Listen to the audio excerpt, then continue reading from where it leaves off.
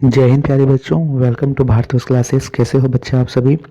आशा करता हूँ आप सभी अच्छे होंगे, स्वस्थ होंगे। तो बच्चों, आज हम लोग करेंगे कक्षा 7वीं भूगोल पाठ्य पुस्तक JCERT में अध्याय 3 के प्रश्न उत्तर। अध्याय 3 का नाम है स्थल रूप का विकास। चलिए प्रारंभ करते हैं। तो आप लोग कॉपी और पेन निकाल लो और आराम से नोट करते चलो। पहला प्रश्न कहता है रिक्त स्थानों की पूर्ति कीजिए। ऐसे बल जो पृथ्वी के आंतरिक भाग से उत्पन्न होते हैं वे बल कहलाते हैं। तो हमें यहाँ खाली स्थान में भरना है अंतर्जनित। अंतर्जनित बल कहलाते हैं जो आंतरिक भाग से उत्पन्न होते हैं, जैसे ज्वालामुखी, ठीक है, भूकंप, ये सभी आंतरिक भाग से उत्पन्न होने वाले बल हैं। दूसरा है इटली का एटना ज्वालामुखी उदाहरण है। तो इटली का एटना ज्वालामुखी सक्रिय ज्वालामुखी का उदाहरण है। ठीक है, ज्वालामुखी 3 प्रकार के होते हैं, सक्रिय, प्रसुप्त या शांत। ठीक है। तीसरा प्रश्न कहता है धरातल के नीचे का वह स्थान जहां भूकंप की शुरुआत होती है क्या कहलाता है? तो उसे बोलते हैं उद्गम केंद्र। क्या कहते हैं बच्चा? उद्गम केंद्र कहते हैं। जैसे जहाँ पे भूकंप का सर्वप्रथम होगा उसे बोलेंगे अधिकेंद्र, और जहाँ पे भूकंप का उद्गम होगा उसे बोलेंगे उद्गम केंद्र।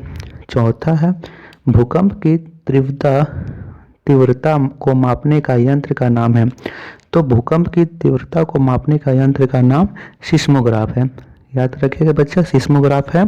और जो भूकंप को मापने का स्केल है सिस्मोग्राफ में, उसको बोलते हैं रिक्टर स्केल। इसे भी आप लोग कहीं कॉपी में नोट कर लो, उसे रिक्टर स्केल बोलते हैं। जो भूकंप कितना तीव्र गति से आया था उसे हम लोग रिक्टर स्केल पर मापते हैं। चलिए करते हैं अगला प्रश्न।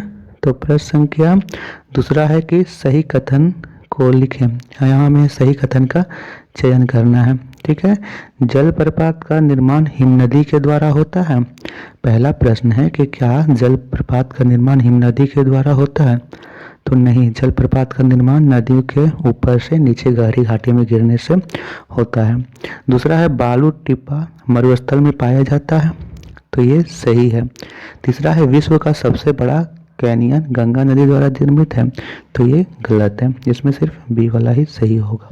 करते हैं इसके बाद प्रश्न संख्या 3। तो प्रश्न संख्या 3 में है निम्नलिखित प्रश्नों का उत्तर एक वाक्य में दें। पहला प्रश्न है पृथ्वी पर कार्यरत 2 प्रकार के बलों के नाम लिखिए। तो इसमें हम लोग लिखेंगे बच्चा, पृथ्वी पर 2 प्रकार के बलों के नाम हैं। पहला अंतर्जनित बल और बहिर्जनित बल। अंतर्जनित बल क्या होते हैं? जो पृथ्वी के आंतरिक भाग में उत्पन्न होते हैं। जैसे पृथ्वी के आंतरिक भाग से जो उत्पन्न होते हैं उसे बोलते हैं अंतर्जनित, और जो पृथ्वी के ऊपरी सतह पर होता है उसे बोलते हैं बहिर्जनित।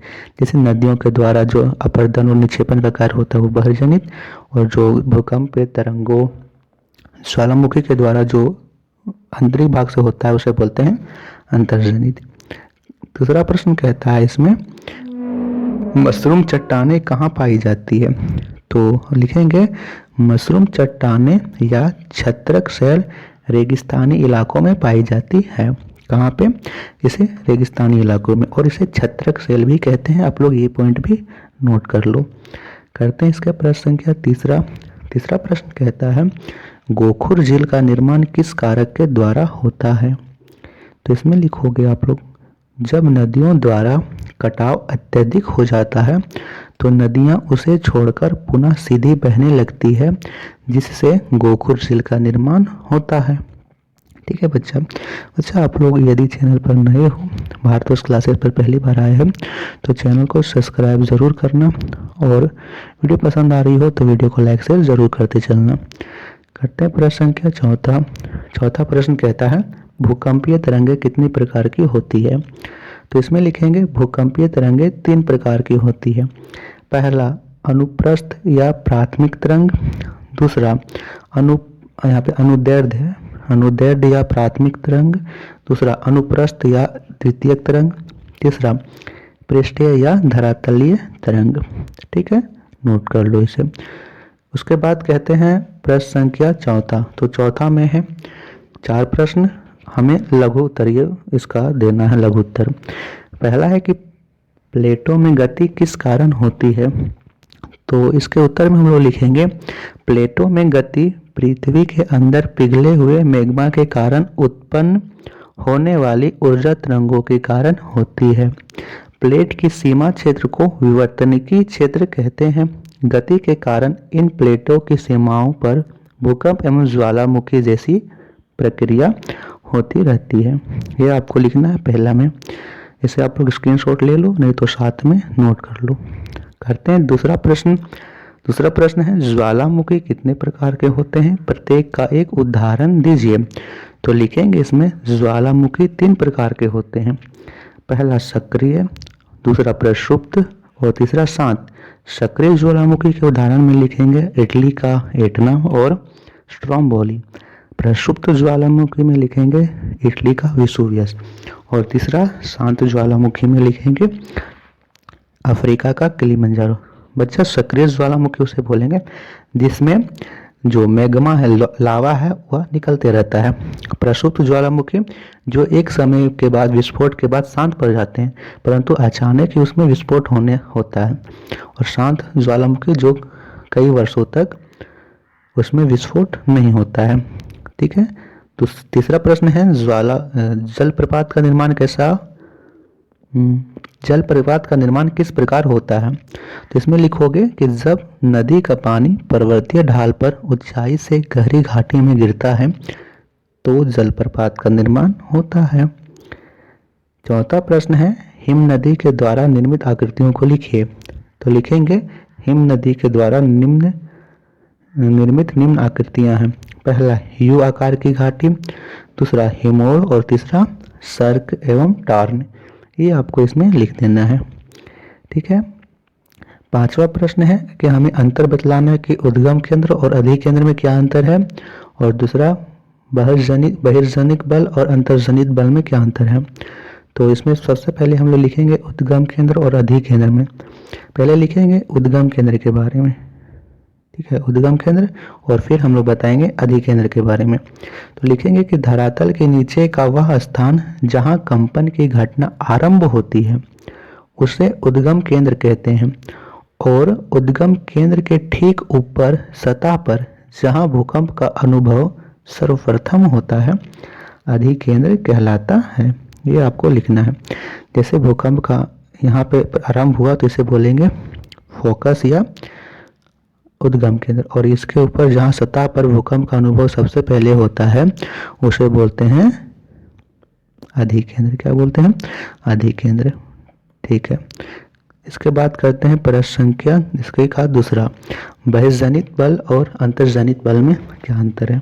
तो सबसे पहले हम लोग लिखेंगे बहिर्जनित बल में ऐसे बल पृथ्वी के आंतरिक भाग में उत्पन्न होते हैं और इनका प्रमुख कार्य भू सतह पर अपक्षय होगा, अपक्षय एवं अपर्दन के रूप में होता है।